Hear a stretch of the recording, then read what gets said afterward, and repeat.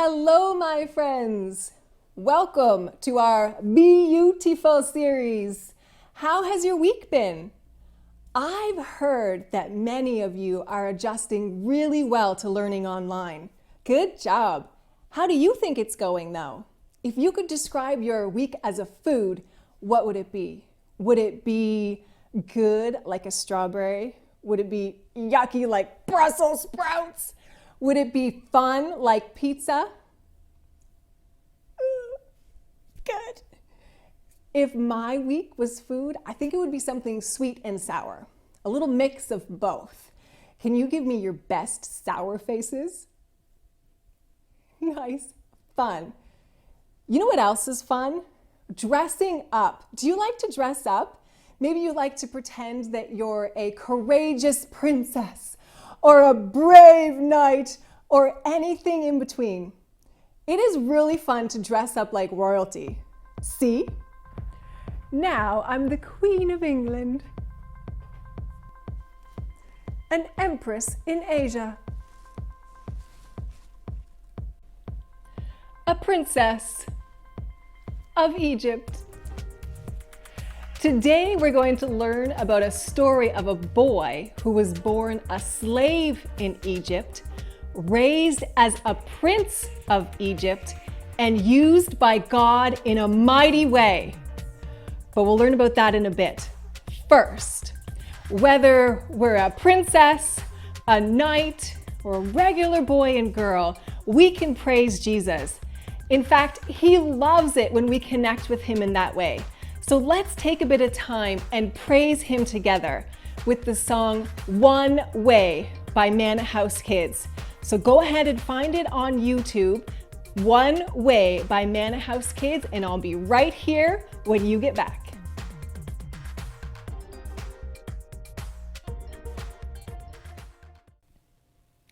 Woohoo! Great singing. Jesus is the one way where? To heaven. That's right. The Old Testament characters that we've been learning about are great examples of following Jesus. They show us how to have the be-you-tiful lives God meant for us to have. They had to be good listeners, be committed. They had to learn to be truthful and be forgiving. Now, if I was Joseph and my brothers did that to me and they showed up looking for food, I'm not sure I would have been as nice as he was. He really showed the love of God to them. Did you notice something else about that story though last week? God was with Joseph the whole time. Even at the worst parts, he was working in a neat way so that Joseph was in exactly the right place at exactly the right time to help lots of people. Isn't that amazing? Our hero today is Moses, and he is a relative of Joseph from many years later. And so much later that the pharaohs had forgotten what Joseph's family had done for them, and they had actually enslaved them. Are you ready to hear this true story? Wait, looks like there's breaking news.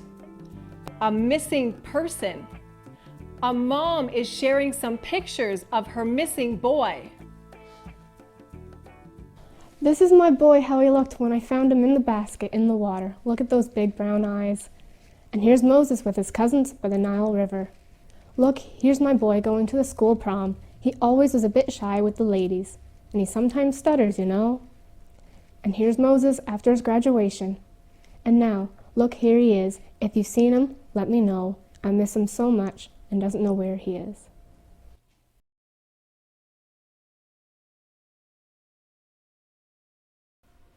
Did you hear that, boys and girls? Our hero is missing.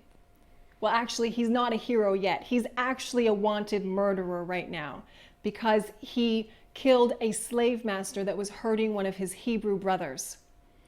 So I think I know where he is, and you will too if you turn to Exodus chapter 2, verse 15. So Exodus is like the town. 2 is like the street name, and 15 is like the house number. So have a look for it. Remember I told you, Moses was born a Hebrew slave, but was raised as an Egyptian prince. So it was a very interesting combination. In verse 15, it says that Moses fled from Pharaoh and went to Midian. And then later it says when he was in Midian, he met a girl and he settled down and he even had a couple of kids. But God didn't mean for him to settle down long. In chapter 3, we read that Moses was out tending the sheep one day when he saw something really mind-boggling. There was this bush in front of him that was burning, but it never actually burned up. And then this voice spoke to him from the bush and said, Moses, Moses, do not come any closer. Take off your sandals, for you are standing on holy ground. And so Moses took off his sandals. I am the God of your ancestors. I have seen the misery of my people in Egypt, and have come to rescue them and lead them to a new land. Now go to Pharaoh, for I am sending you. But Moses said, Who am I, Lord, to go? I will be with you. But Lord, who do I tell them sent me? You will answer, I am sent me, the God who was and is. But Moses said, How will they believe me? I am going to help you show them with your staff. When you throw it to the ground, I will turn it into a snake. And when you pick it back up, I will turn it back into your staff. And Moses protested one more time. He said, But Lord, I don't speak well. I'm clumsy with words. Moses, I will send Aaron your brother to help you. Now go. And eventually, even after some protesting, Moses went. He made all the arrangements with his father-in-law. He gathered up his family and he went to Pharaoh. And it took a while. In fact, a lot of plagues later. But he was willing to go. And because he was willing to go, thousands of slaves were set free. A whole nation was saved because Moses was willing to go and do what God had asked him to do. Noah was a good listener. Abraham was committed. Joseph was forgiving. And Moses was willing. You can be all of those things too, with God's help and with a desire to be so.